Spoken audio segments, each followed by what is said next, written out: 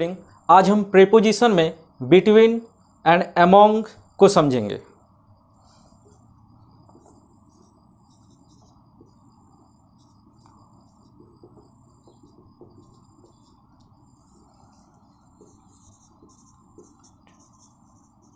Between and among. Between का प्रयोग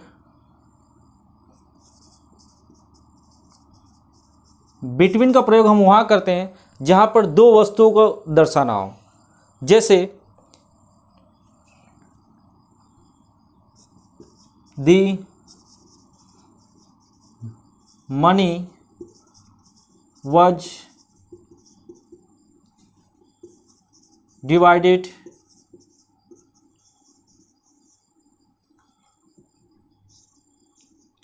between my two sons। तो बिटवीन का प्रयोग वहां पे किया जाता है जहां पर कोई दो वस्तु को दर्शाना हो, जैसे बिटवीन द विकेट बोला जाता है क्रिकेट खेल में। उसी प्रकार the money was divided between my two sons. अब अमोंग का एग्जाम्पल्स देखते हैं। अमोंग का प्रयोग वहां पे किया जाता है जहां पे दो से अधिक हो, मोर देन टू, जैसे the money was divided among my four sons। पैसे को चार बेटों के बीच में बांट दिया गया। The money was divided among my four sons। तो यहाँ पर among का प्रयोग फोर के लिए हुआ है और यहाँ पर बिटवीन का प्रयोग टू के लिए हुआ है। इसी प्रकार एट का प्रयोग सीखेंगे।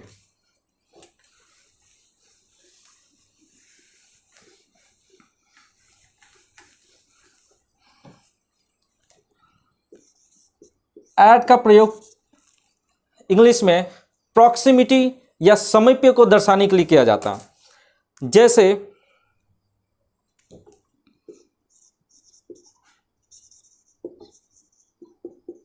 प्रॉक्सिमिटी या फिर इसे हिंदी में समीप्य कहा जाता है।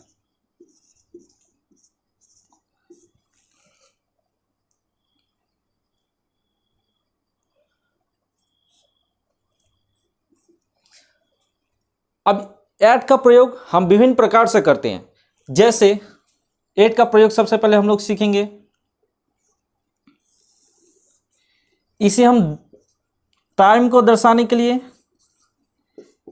या प्लेस को दर्शाने के लिए या किसी चीज की वैल्यू या स्पीड को दर्शाने के लिए या फिर डायरेक्शन को दर्शाने के लिए, हम इत्यादि को दर्शाने के लिए हम एट का प्रयोग करते हैं। जैसे एग्जांपल्स देखते हैं। सबसे पहले टाइम का एग्जांपल देखेंगे। He will come at 4 o'clock। वह कितना बजे आएगा? वह लगभग 4 बजे के करीब आएगा। तो यहाँ पर एट का प्रयोग हुआ, तो यहाँ पर एट से समय को दर्शाया गया है। और इसका example he came at midnight.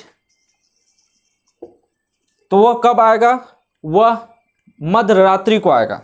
Similarly हम लोग छोटे स्थान को दर्शाने के लिए प्रयोग कर सकते हैं, जैसे जो छोटा स्थान हो उसको दर्शाने के लिए।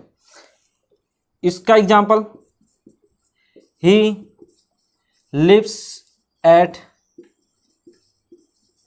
मधुबनी।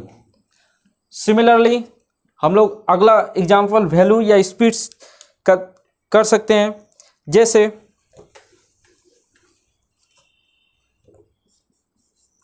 The car is